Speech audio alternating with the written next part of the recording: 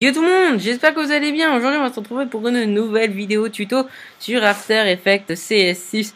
Alors je vais vous apprendre à réaliser un petit effet très sympathique et surtout très rapide à faire.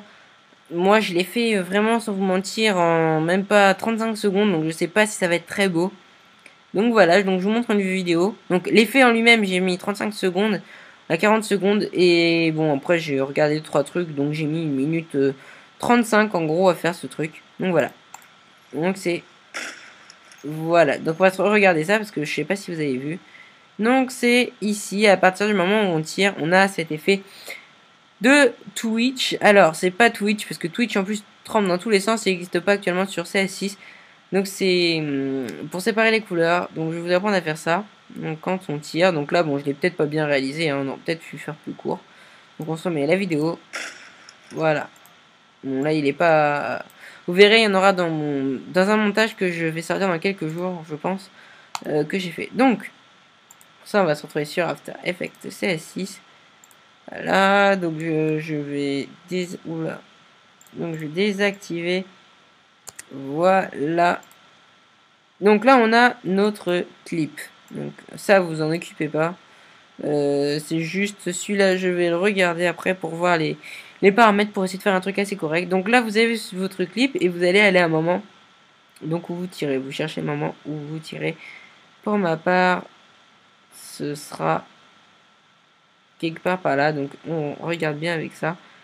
Voilà. Donc là, on va faire calque, créer, quelques effets. Là, on fait commande majuscule D, donc sous PC, je sais pas trop ce que c'est,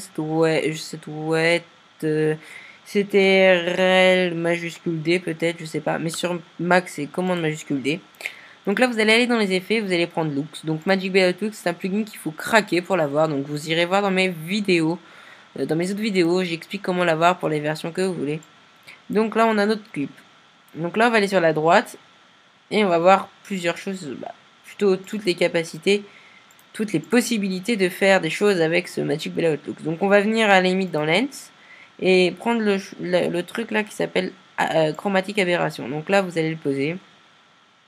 Là, vous allez descendre ceci. Donc quand on descend, on zoome vers la vidéo. Et quand on va vers les plus, on dézoome. Donc là, vous mettez des paramètres, un truc qui soit bien flashy. Bon, bah là, c'est peut-être un peu trop flashy, justement.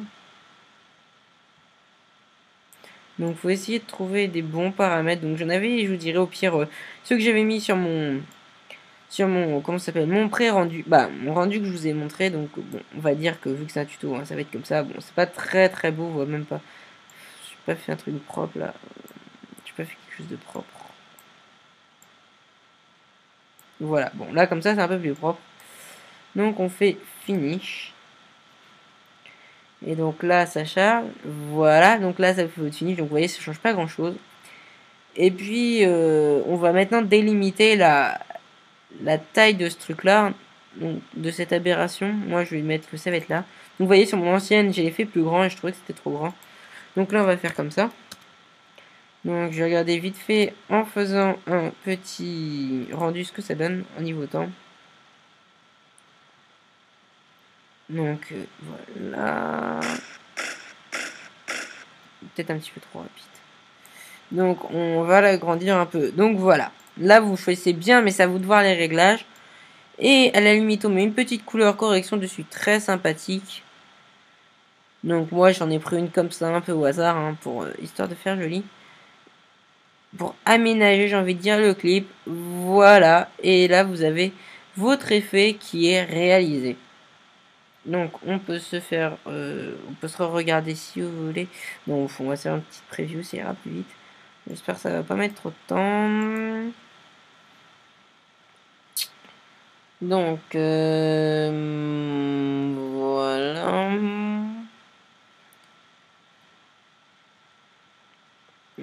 Donc, oui, je compte aussi faire un tuto bientôt sur les paramètres de rendu.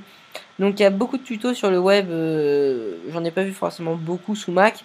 Et maintenant, j'ai la possibilité. Avant, j'avais des problèmes avec After Effects dans le sens où j'avais des rendus qui étaient très très très très lourds, de plusieurs gigaoctets par exemple 20 gigaoctets pour un montage, c'était énorme. Donc j'utilisais OneTube Free Video Converter. Et maintenant, j'ai trouvé le moyen d'avoir des rendus de petite taille, on va dire. Et que quand on les passe par OneTube Free Video Converter, ils sont encore plus lourds qu'avant. Alors pour vous dire, c'est quand même quelque chose de assez correct, donc je vais vous montrer ça, comment faire dans une de mes prochaines vidéos. Donc là, j'attends que cette preview soit finie pour vous montrer vite fait ce que ça donne. Vraiment pas rapide, hein, très très long.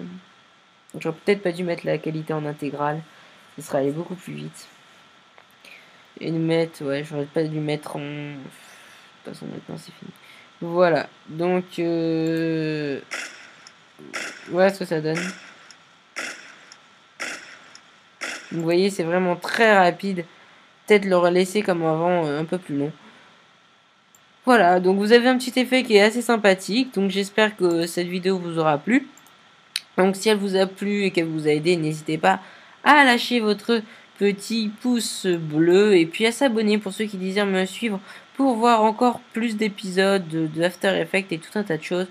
Mais écoutez, je vous souhaite une très bonne journée, je vous dis ciao, bye bye et merci de m'avoir regardé.